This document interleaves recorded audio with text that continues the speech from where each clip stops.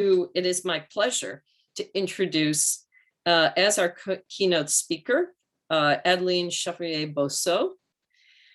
Adeline Chevrier-Bosseau is Associate Professor of American Literature at the University of Clermont-Auvergne. She has published several peer-reviewed articles examining the influence of Shakespearean theatricality on Emily Dickinson's poetry, as well as a book, and I'll try to do this in French, Emily Dickinson, Du côté de Shakespeare, modalité théâtrale du lyrisme, which examines how Shakespearean theatricality shaped Dickinson's conception of the lyric. Her current research focuses on literature and dance and examines the influence of dance and the imaginary of dance on the writers of the American Renaissance, and conversely, how literature of the American Renaissance has inspired 20th century American choreographers. She is junior member of the IUF, Institut Universitaire de France, and is currently writing a book provisionally entitled Dancing the American Renaissance, and working on an artistic research project that will translate Dickinson's poems into dance. And I would add also that we have the special treat next year of having Adeline and her troupe perform just that performance.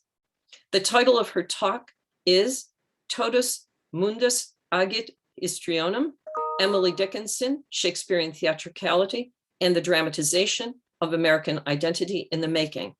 Please join me in giving a warm welcome to Adeline. Thank you, Elizabeth, and thank you, Poetic, for inviting me to do this keynote and for organizing the conference. Poetic deserves most of the credit. He did everything for this conference. I only did the tech part. So thank you, Poetic, and I'm really glad to be here with you all. I'm going to share my screen because I have a PowerPoint. So hopefully it works. Hold on.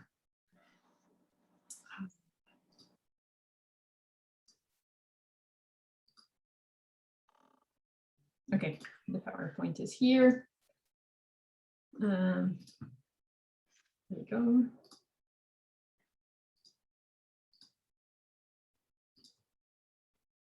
There. Does it work? Okay, cool. Thank you. So thanks again for inviting me to do this keynote. I'm really honored to be here with you all.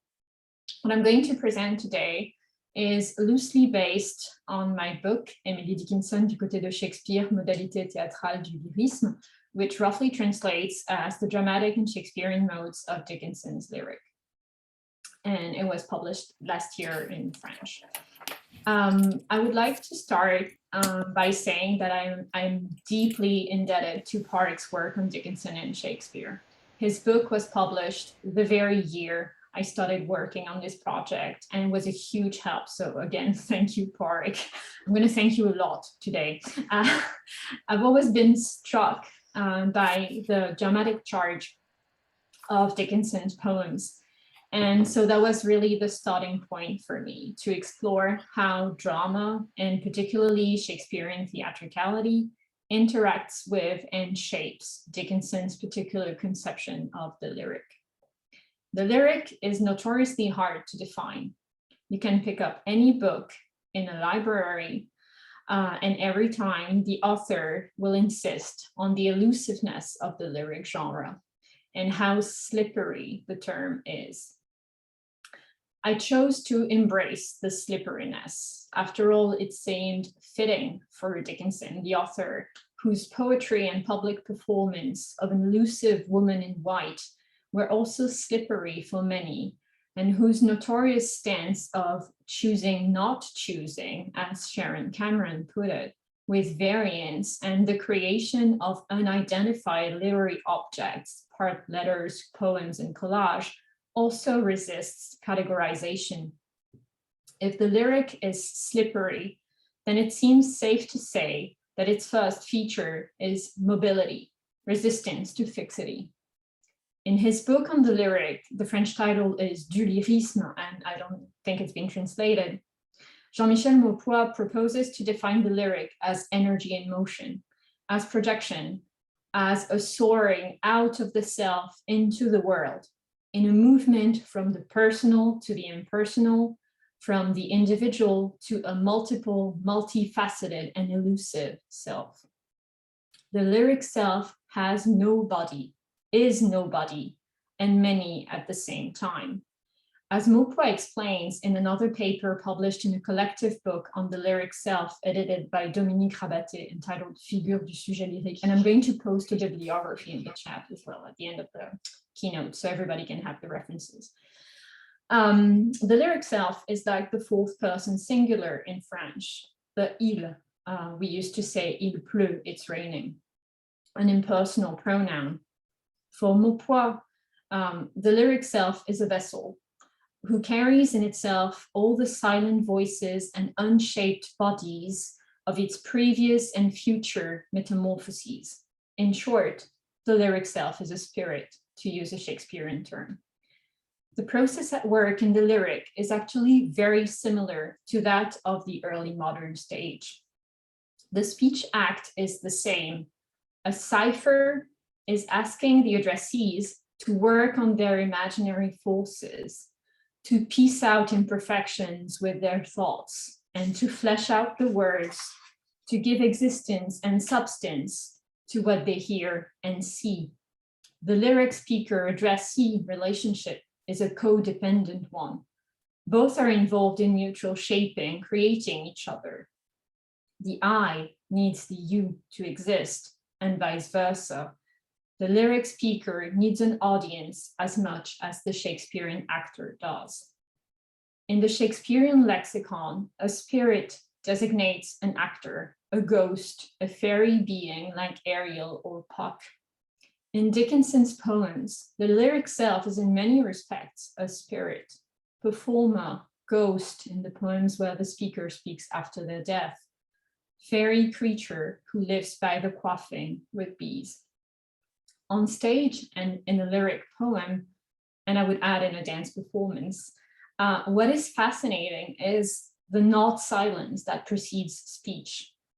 The moment when the speaker inhales before uttering a single word, the not silence of breath being drawn, of the rustling of fabric, of the rub of shoes on the stage. Both Dickinson and Shakespeare explore this liminal moment, the origin of speech, the drawing breath. In the very famous prologue of Henry V, the chorus starts with O for a muse of fire, and uses this conceit of the O of the mouth, the origin of language, the round stage, the birth of the performance throughout the first chorus. Dickinson was always also very fond of the figure of the cipher, the O without a figure, to quote King Lear, and her writing also highlights lyric breath with the dashes, for example. Like Shakespeare, Dickinson dramatizes the moment before speech, the origin of language, the silence from which the lyric voice extracts itself and to which it will return. Dickinson's lyric is made of air, like Shakespearean theatricality. What usually sets apart Shakespeare from his contemporaries is how much emphasis is placed on the powers of imagination, on the performative power of language. The Shakespearean stage indeed is bare, the props and special effects are minimal, and the plays are very aware of the limits of representation on stage, as shown by the many meta-theatrical references to the actual conditions of performance, to female roles being played by young boys, for example. Much like the end of Act 4 in The Tempest reflects on the dissolution into thin air of the insubstantial pageant, Dickinson's poems will not leave a rack behind after the poem has ended, when its cloud-capped towers, its gorgeous palaces, its setting, whether it's the tomb, a natural setting, or the house, have melted into air, into thin air, with the last exhalation of the lyric speaker. Like Ariel, who is but air, the lyric self is nothing more than a being made of air, a voice, a breath, a spirit with no material body, an O without a figure, which will dissolve at the end of the performance. The minimal conditions of performance on the Shakespearean stage and for Dickinson's lyric make the voice the true locus of theatricality. In Dickinson's poems, the actual space of the theater is not mentioned often, apart from explicit mentions in the poems that should now appear on your screen. But drama is everywhere. In the fate of the dandelion, the tragedy of a dewdrop, or the funeral pageants that inhabit her poetic corpus. There is no set stage per se, but all the world is a stage, and the theater is reduced to its essence, drama, which is infused in every poem. Although most scholars writing about 19th century theater culture exclude Dickinson and prefer to focus on, say, Whitman, for example, Dickinson was, like her contemporaries, very aware of the theater culture of her time and very aware of living and writing at a very dramatic time for a nation in quest of its cultural identity and engaged in the staging and representation of its vast territory. Rosemary Bank, for example, has highlighted how pervasive the theater was in the imaginary of Dickinson's contemporaries. The city, the frontier, the wilderness were all what she calls spaces of representation, where daily life and the relation with the American landscape were performed. Each American citizen was aware of having to play a role in the accomplishment of the country's destiny in the great American pageant. In this context, the physical space of the theater crystallized American democracy and became a mirror for the social and political issues of the time, as Ackerman and Levine, for example, have amply documented. And of course, as the works of Poetic, but also Kim Sturgis or Michael Bristol have shown, Shakespeare was omnipresent in the dramatic imagination of Americans in the 19th century. Even though Dickinson was not a fixture in New York City theaters like Whitman was, I would argue that the fact that she read Shakespeare and heard it read aloud more often than she saw it performed only increased her affinity with the dramatic power of theatricality, that relies mainly on the power of language, the theater within the human voice, which will lead me to consider my first point, dwelling in possibility, representing an American space in transition and singing from the center of dissolution.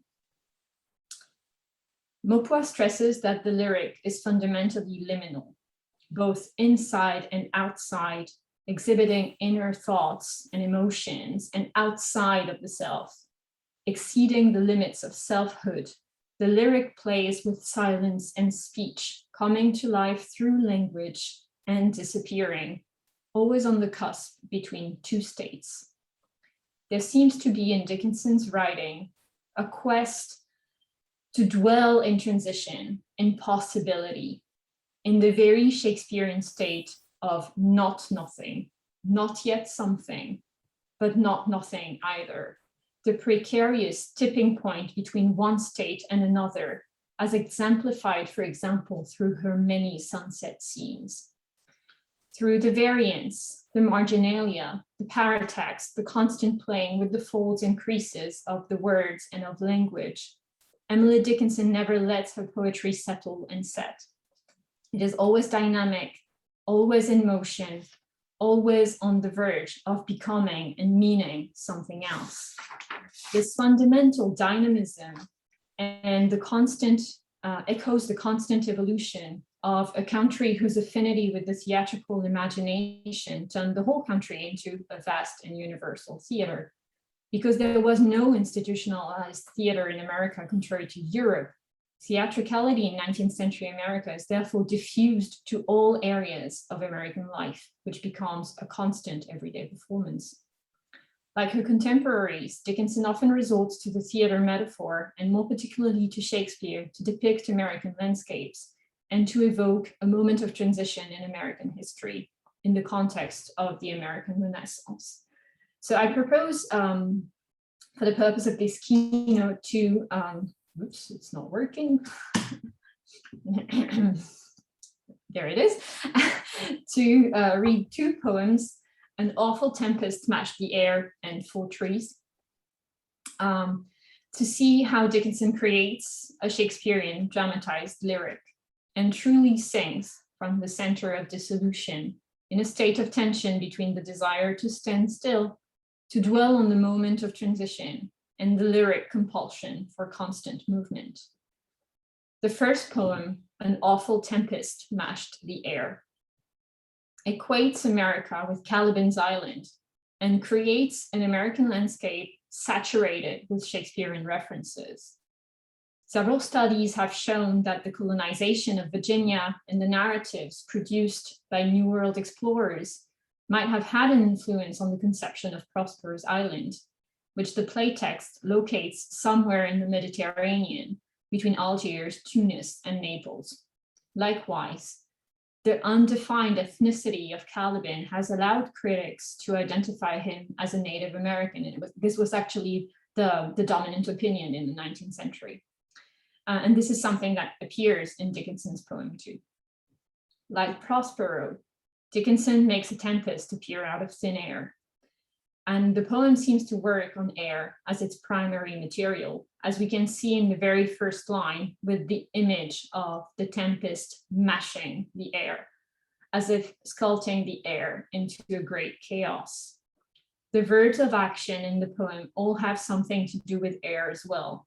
Whistling, the shaking of fists, which doesn't do anything but move some air around, the swooshing of hair, and the sounds that are not formalized language, like gnashing teeth or chuckling.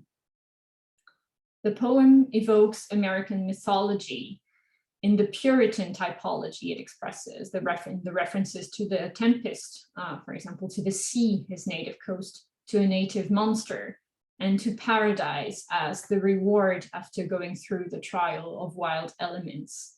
This can all make us think of the Puritan images of the voyage at sea, crossing the Atlantic as a second baptism, the redemption in the confrontation with the wilderness and its creatures. America, and we could even go as far as saying New England, is the stage where this dramatic tempest, this redemptive confrontation with the wilderness takes place. As I said, the dramatic dimension, is expressed in Shakespearean terms. We can find references to Hamlet, Macbeth, and of course the Tempest in this poem. Line 3, a black and the spectre's cloak, which obscure everything like a dark curtain, can be read as a reference to the apparition of the ghost of Hamlet Sr. under the cloak of night, or to Hamlet's inky cloak, or more generally to the association of a dark cloak with dissimulation and revelation in the entire first act of Shakespeare's play. For someone who obsessively tracks Shakespearean references in Dickinson's poems, the adjective gaunt can evoke the Duke of Lancaster in Richard II and his many puns on his name, especially in the second act. The creatures are, of course, very reminiscent of the witches in Macbeth, who are always associated to wild elements, storms, and tempests, and the rhythm and symmetry of the stanza, and, etc. Also evokes the rhythm of the witch's speech, particularly in Act 1, Scene 3. The monster in the last stanza can also be read as a reference to Caliban, who is called monster several times during the play. And his melancholy when looking at his native land recalls Caliban's spoliation by Prospero. By associating an American context with Shakespearean images and vocabulary, Dickinson dramatically recreates and represents America in a mise en scène that dramatizes its early modern beginnings. I'm particularly interested in this poem in the way she dramatizes lyric speech and lyric theatricality, the way she works on air, like Prospero, conjuring, shaping, dissolving scenes before our eyes. The stage lighting in the third stanza with its first line, the morning lit, the birds arose, whose elliptic style can be read as a stage direction, really, dissolves the mists and clouds of the tempest and directs our gaze to a vanishing point, the sunrise, the point in the horizon where the sun emerges between land or sea and sky. In short, the dissolution of the tempest directs our gaze to that particular precarious point of transition and dramatizes here again the impossible desire for fixity in her lyric poetry. The American territory is a dramatic and dramatized space, but also a space that is a place in the making, waiting to be shaped, always a process, always striving towards its glorious destiny. A stage, as in the following poem, For Trees, which dramatizes the American landscape in a more abstract way. When you read this poem, I mean, there are lots of questions that arise. What do you see, actually, when you read the poem? Where are the trees? How are they placed on this acre? Written in blank syntax, the first stanza creates a blank landscape as well, where apparently nothing is happening, line 3, without design or order or apparent action. Whether one reads maintain in the 4th line on its own, referring to the rectitude and mobility of the 4 trees, or as maintain the sun with the enjambment, the image that is conveyed is that of a blank, empty stage, where the light of dawn shines only white light, a blank canvas waiting to be defined.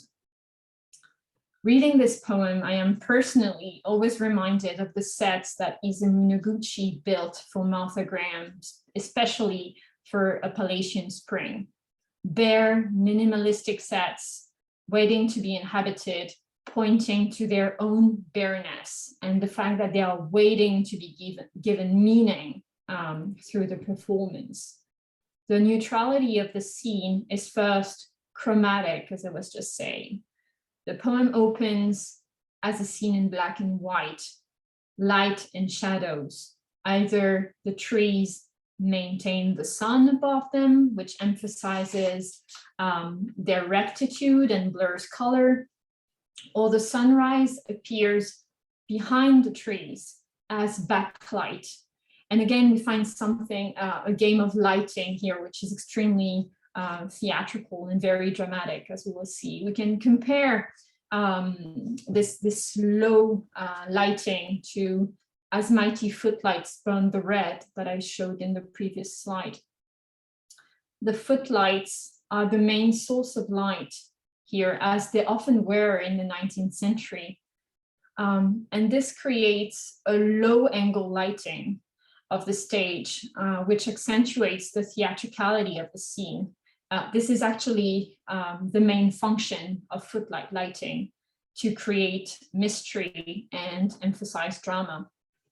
Contrary to other forms of lighting that we can now see on stage, footlights don't create a lighting that is natural, since we can only naturally find that type of lighting in front of a fire or during a sunset or sunrise. Therefore, footlight lighting points to its own artificiality. It is deictic and didactic lighting that signals to the audience that this is a performance. In Dickinson's poem, that type of lighting has 2 functions: reproducing the precariousness and transience of the moment when light arises during a sunrise, and pointing to the artificiality and theatricality of the scene in a meta-theatrical gesture that is in itself very Shakespearean. The scene is enigmatic in 4 trees. The several isolated syntactic groups, 4 trees, the sun, the wind, maintain, added to the dashes and the late arrival of the verbs, create an impression of disjunction and invite the gaze to focus on each element individually, one after the other, which dramatizes further the act of looking. by slowing it down. In addition to the lighting and the dramatization of the act of looking, what allows us to see this space and this poem as a stage is its shape. An acre, whether we mean God's acre, a cemetery, or an acre in the American rectangular service system, is a delimited space, artificial, circumscribed by man. The act of looking is what turns this neutral space into a stage. And here I will quote Peter Brook in The Empty Stage, so quoting now. I can take any empty space, and call it a bare stage. A man walks across this empty space while someone else is watching him, and this is all that is needed for an act of theater to be engaged. The figures that cross this empty space in the third stanza all embody a form of transience as well. The passerby, shadow, and boy being the quintessential figure of transition for both Dickinson and Shakespeare. They're all just passing by, even the squirrel. They do not inhabit the space, which is not meant to be inhabited, much like the stage is just meant to be occupied for a few hours at a time. With 4 trees, Dickinson creates a space of possibility, a space which encapsulates the lyric tension between fixity and mobility. The empty space cannot remain meaningless. It automatically triggers a quest for meaning. The emptiness wants to be filled, even momentarily, yet it remains empty in a permanent state of latency, fixated in expectancy, if you will forgive the oxymoron. This junction isolates, suspends, but paradoxically triggers a compulsion to enjambment. And we can see how this poem seeks to stretch this moment in between suspension and enjambment, this signifying moment of not nothing. Dwelling in possibility, therefore, means working on air as primary material. Breath, imagination, verbal clouds that the lyric voice and the addressee work together to shape. And being in a state of constant tension between a desire for fixity, for stability, which would somehow be comforting, make the lyric experience easier, and a compulsion towards movement. In short, Dickinson's dramatized lyric demands a certain Keatsian negative capability. It dramatizes hypothesis, liminality, potentiality. The addressee of Dickinson's lyric is like Shakespeare's audience. They have to accept, to dwell in uncertainties, mysteries, doubts, without any irritable reaching after fact and reason. And as we will consider now, this negative capability affects the very construction of the lyric self. In an extremely dramatic and meta-lyrical, meta-theatrical gesture, the lyric self undoes itself in a process where each attempt at defining identity becomes, on the contrary, a dissolution of selfhood, or rather a construction of an unstable self, always on the brink of dissolution and who stages its own dissolution. As Rimbaud famously stated in 1871, je est un autre, I is other.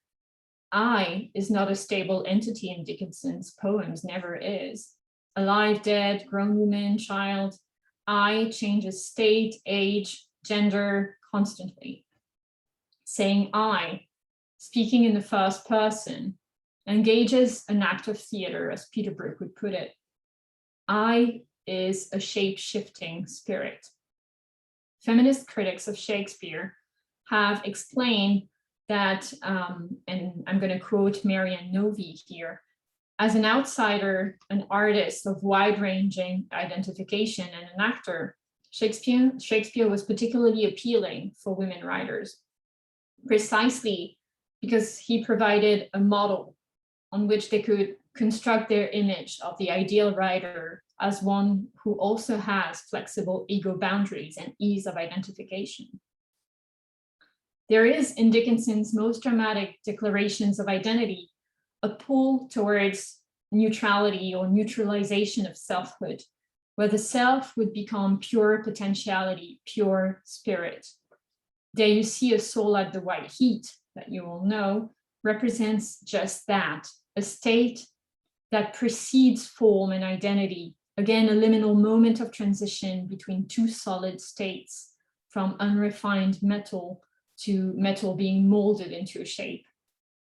A transition where the liquid soul just exists in this fluid liquid state. And to finish this talk, I would like to read the poem that now appears on your screen, I'm Seated, I've Stopped Being Theirs, which could, at first reading, seem to lend itself well to a biographical reading as a poem expressing Dickinson's separation from the religious community of Amherst, but where the I remains resolutely other and resists fixed identification. The very first line, I'm seated, is deceptive. Behind the passive voice which limits the speaker's agency, the self is actually asserting her power in a very dramatic way. Cede comes from the Latin cedere, meaning to leave or to withdraw, and is declined into secedere, to secede. The self is therefore articulating an act of secession from the community, but also from selfhood altogether. Like Richard II, the self undoes herself publicly through the successive uncrownings and strips herself of her name, her childhood, and I would argue her gender as well. Again, Dickinson chooses a very Shakespearean frame of reference in this poem. The poem articulates the separation between the queen's two bodies, her natural body, body natural, and her body politic, and the tension towards pure abstraction of selfhood. All the references to the physical body, to gendered activities, playing with dolls, sewing, etc., belong to the former state, to the body natural, baptized in the church. We can notice in this poem that Dickinson uses the Shakespearean conceit of the O, the circle, the cipher, to articulate this cancellation of the self. The crescent is discarded for the full circle, the whole arc in the second stanza, called to my full. One crown is substituted with another. The invisible crown of baptism is replaced by the object. In the very last line, I choose just a crown. And therefore operates what here Elam calls a metonymic substitution, where the object, the crown, becomes the symbol of the self-crowned queen. The self relinquishes her body natural to merge with the symbol of royalty, the crown, the circle, the cipher. The queen becomes a thing of nothing, to quote Hamlet. The new name mentioned in the second stanza remains undefined, and the self, free from the constraints of the body natural, absolved, dissolved in the superposition of ciphers, the whole arc, the crown, accesses the supreme state of pure potentiality.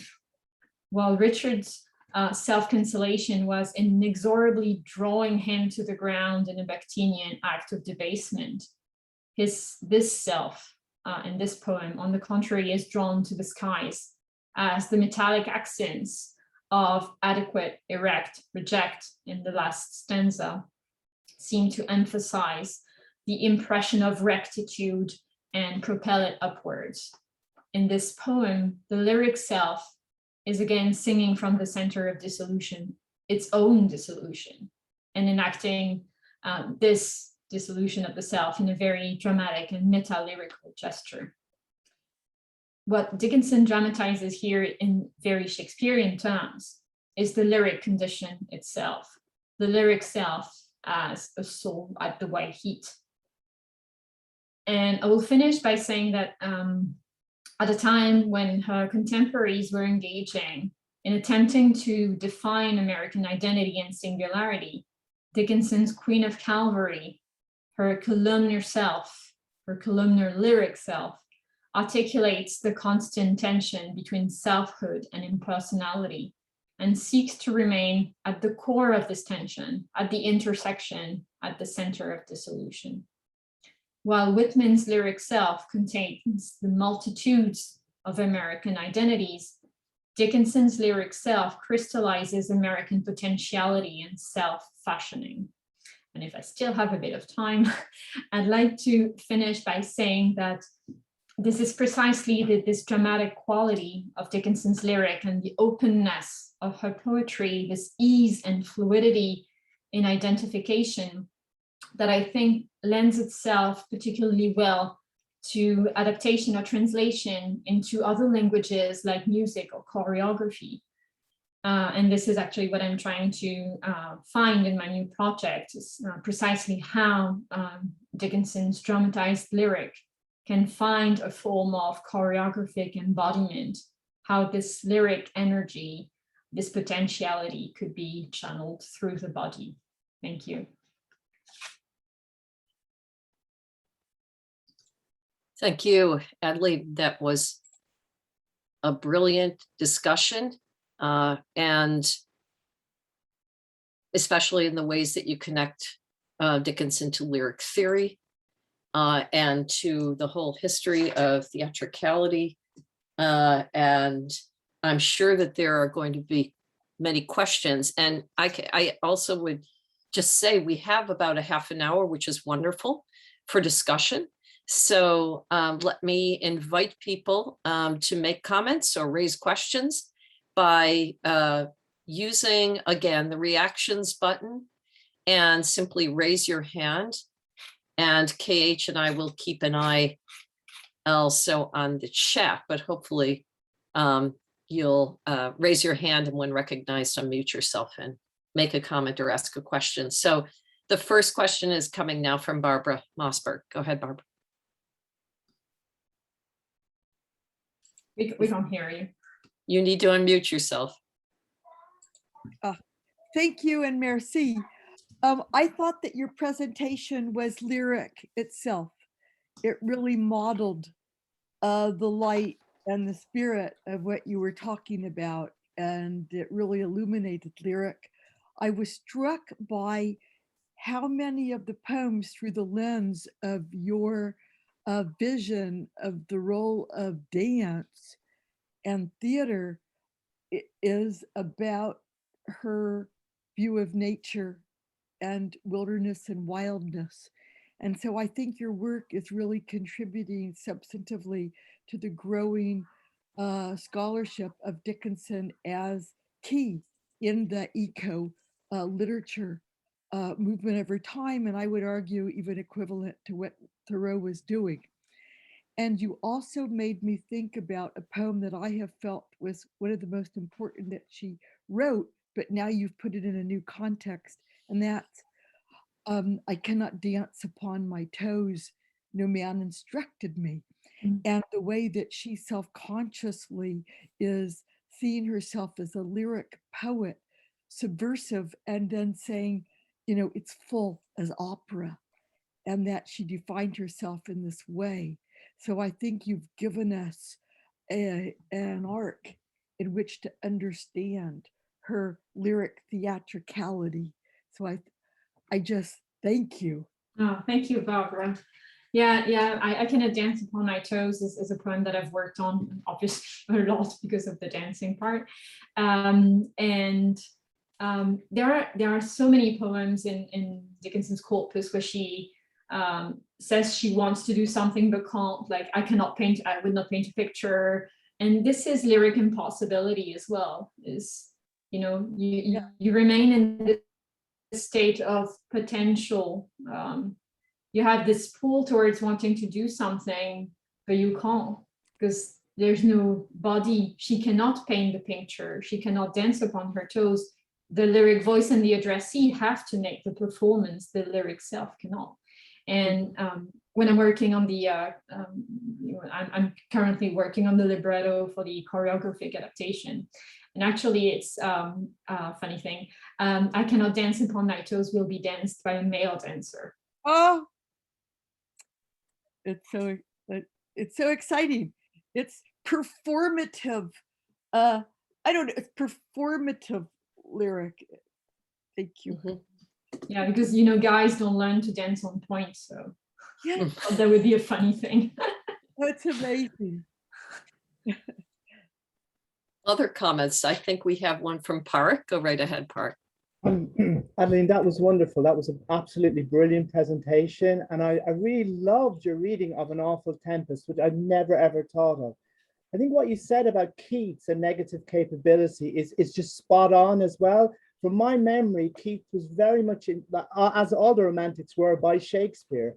And I think when he was thinking of negative capability, it was to try to work out how Shakespeare could move from one character to another and how he could transition to get inside the mind and the feelings of his various characters. I think what you've shown me today is the way Dickinson, within the small space of the lyric, can do something similar, can move from different thoughts and feelings, different characters that are just almost alluded to very, very briefly. So thank you for such a wonderful keynote. And it really, really has inspired me even to go back to Dickinson's poems again and think about other Shakespeare references. So thank you. No, thank you for it. Actually, you know, I think that if you compare Dickinson to Keats, Dickinson pushes the envelope even further in terms of negative capability.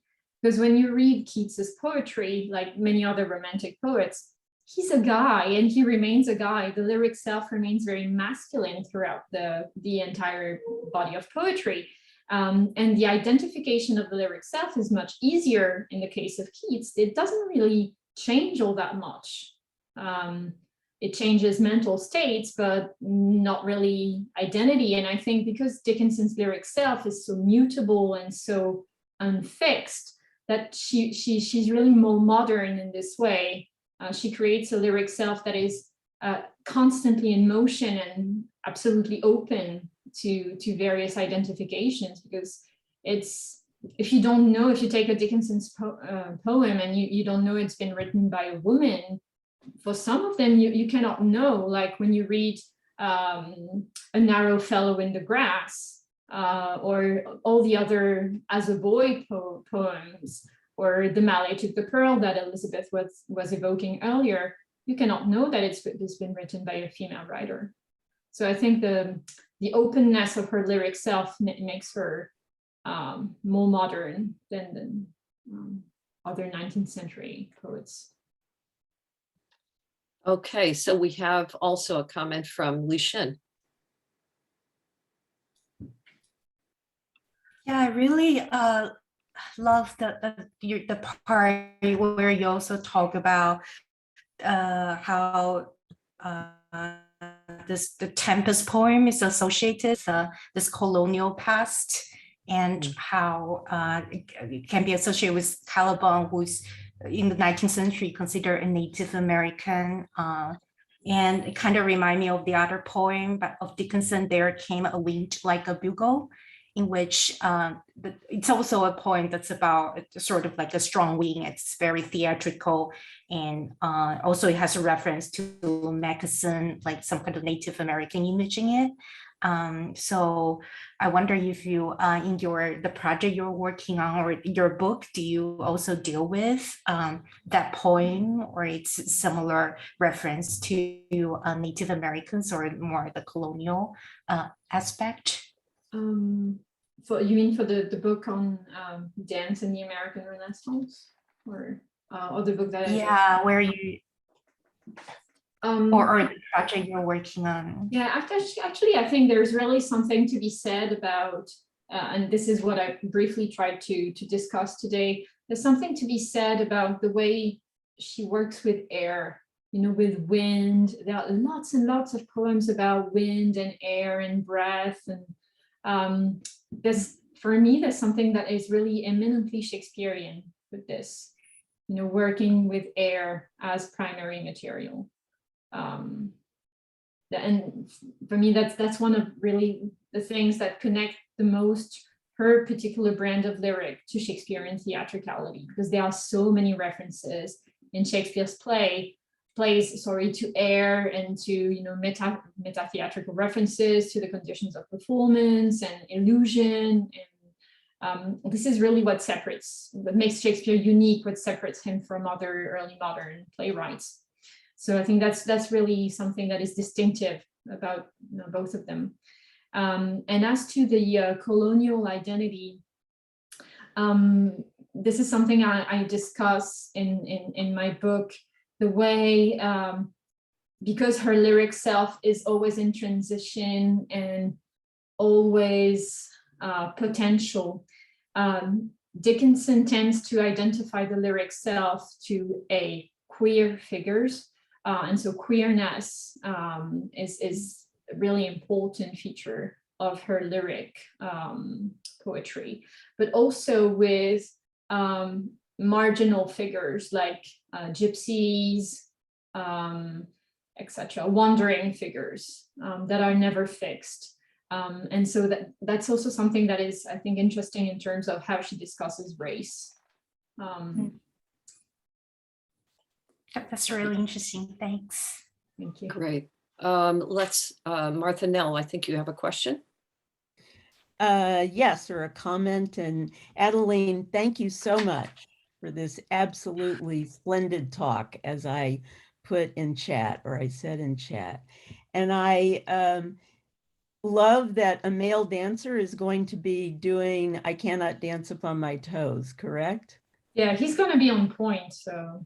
Yeah, that's just great, because you know, that's enclosed in a letter to Higginson where she says, all men say what to me. And but I wondered if you wanted to talk a little bit more. I loved how you were talking about the set built for Martha Graham. And that really excited me. I mean, the whole talk excited me, but do you want to say more about that, about how that engages viewers, how that calls an audience in, or any way you want to take it? Yeah, let me see if I might have actually some images somewhere. I wondered if you did. Of Adeline in spring. Let me see. I'm sure I have something somewhere.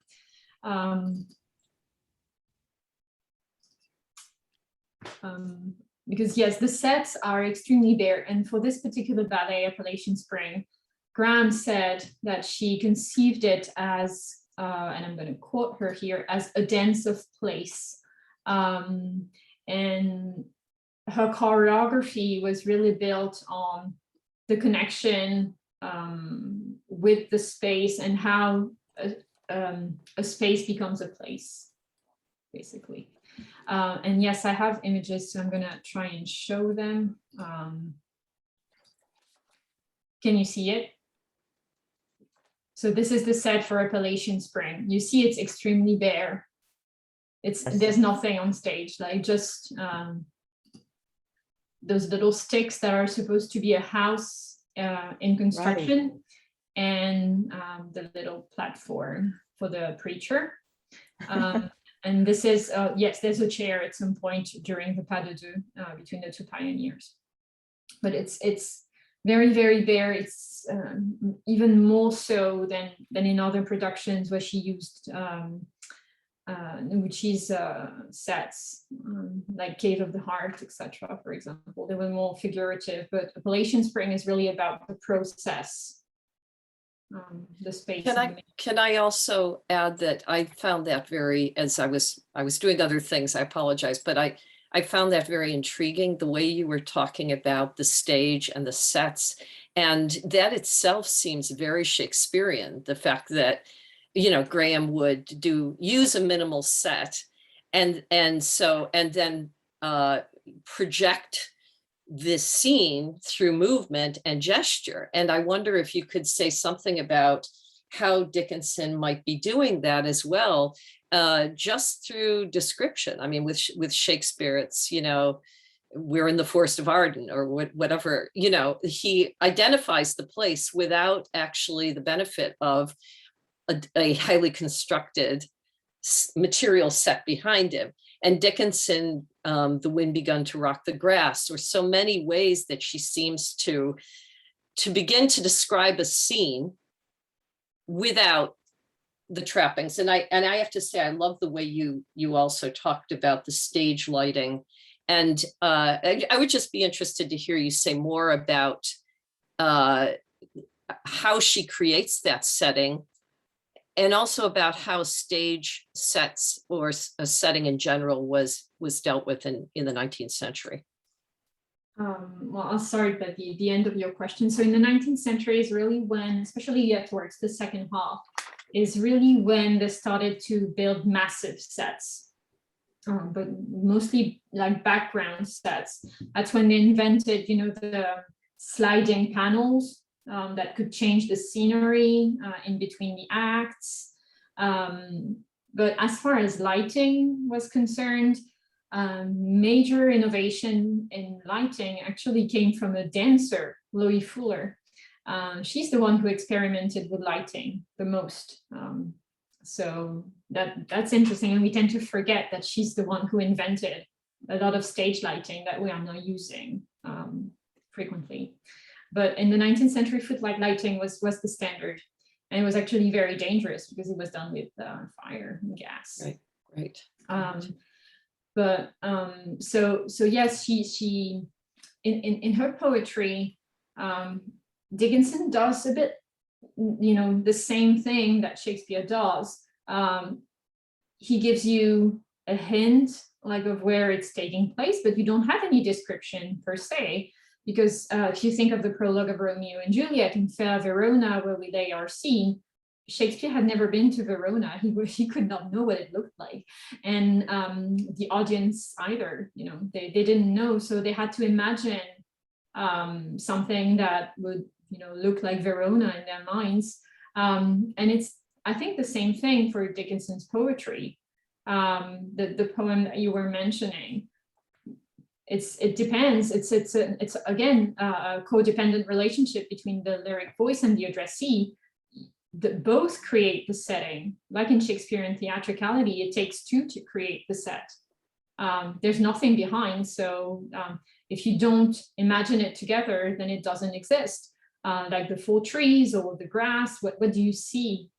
You see the grass, you imagine what it looks like, and so it takes shape as you react. It's like the lyric voice is speaking, and just like in quantum physics, there's this sound wave that is produced by the lyric voice, and it is the echo with another body that is going to give shape to the sound wave. Otherwise, it's just air. It's when it comes in contact with another body that the sound wave takes the shape of the other body. I hope it answers. It's a bit abstract. Yeah, I think it's wonderful, and that relationship between the writer or reader and the performer or audience is crucial. It's wonderful to hear that actually developed as you did so beautifully in the paper. Other comments or questions? We still have some time. Antoine? Yes, can you hear me? Mm-hmm. Yeah, okay. So I just wrote a quick comment in the chat about Robert Weisbach's concept of seamlessness. And what I like about this concept is the fact that it's a word which poses a scene, then takes it away, seamless, and then sets it back on, like seamlessness. And that's this movement of weaving in and out of the possibility of a scene, to me, fits very well with what you were saying, Adeline, about the both abstract and very embodied aspects of Dickinson's scenes, and I find that fascinating. So thank you. Your talk was fantastic. Thanks. Thank you so much, Antoine. It means a lot. Thank you. Just a quick comment, not a question, really. Thanks.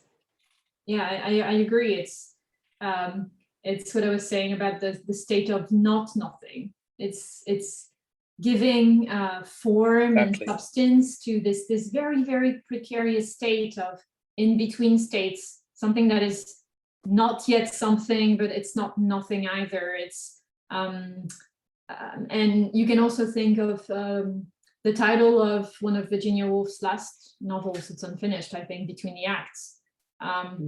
It's the life, the energy, what happens between the acts, between the scenes. That's really what she's interested in, I think. And that's where it's most vibrant and most, paradoxically, most material as well, because you want to give it substance. Yes, lovely. Tracy, I see, put something in the chat, which is quite interesting, about the fact that the final stanza of the Tempest poem is theatrical. The birds rising is like a curtain rising, and the tempest going to the coast is like actor exiting stage, right? Or is it left?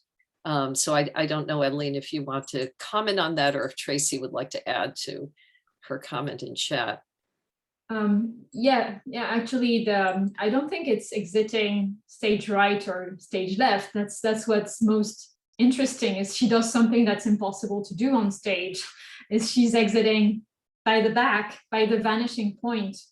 The sunrise, or this, at the end, it's this mini little spot at the bottom, which you can't actually see with footlight lighting. So she points to the unseeable, to the vanishing point, the center of dissolution. Can I ask if no one else? Oh, I see Adalberto has a question, and then I want to ask about the dance performance itself. I'd love to hear you say a little bit about what you're envisioning for that. Adalberto, go right ahead.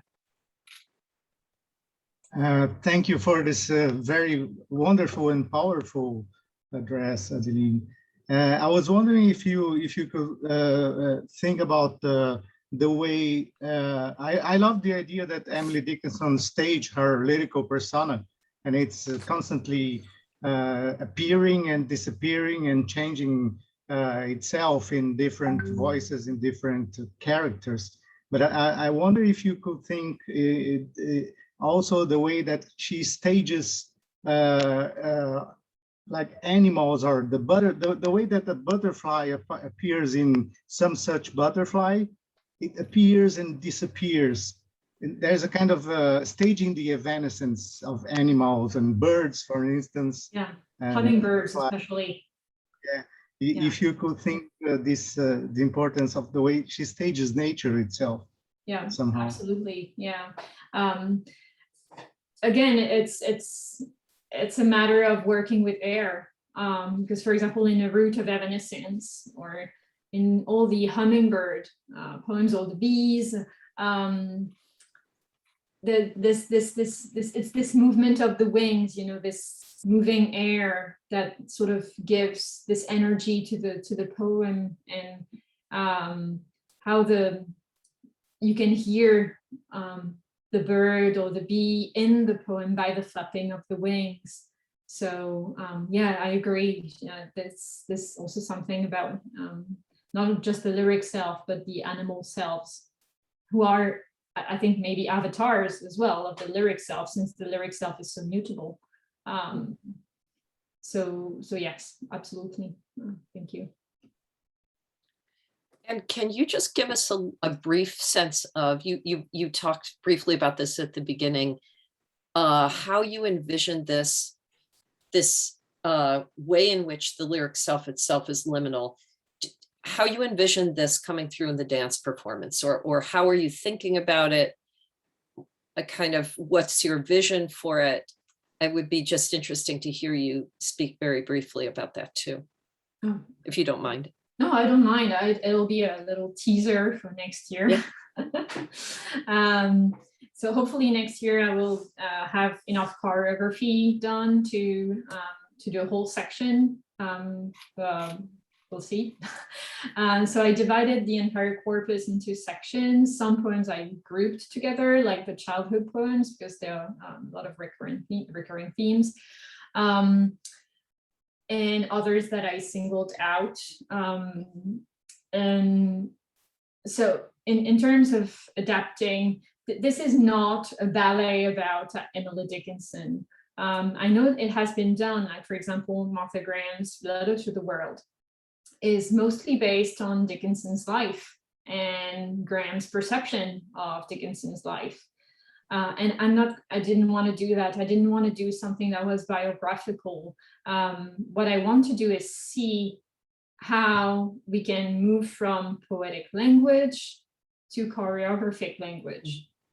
How the words can be danced. I'm not interested in Dickinson's marital status or anything else. I'm just interested in the poetry and how it can be danced. So I'm going to base the choreography on the rhythm of some poems. If I take, for example, the root of evanescence,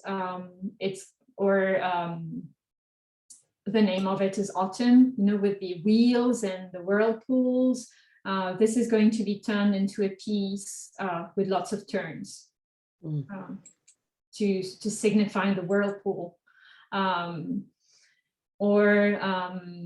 You can play, I intend to play with gender reversals. And this is actually, it's interesting to do in terms of choreographical research as well, because men and women don't learn ballet in the same way. It's going to be classical ballet, all of it. So in terms of gender reversals, one way to work with choreography about Dickinson's gender reversals is to see how you can queer movement, how you can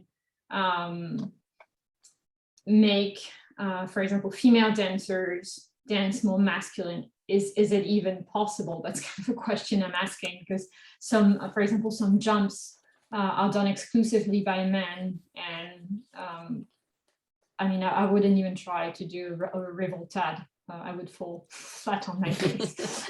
But I'm gonna see if I can do a version of it that is still evocative enough of male movement. And there will not be one Dickinson, a dancing Dickinson and a speaking Dickinson, like in Graham's piece. All the dancers will be Dickinson, male or female. And Martha Susan is in there as well. Okay, I think we have one final comment or question, and that will bring us out of this. But Barbara, did you have a comment or question?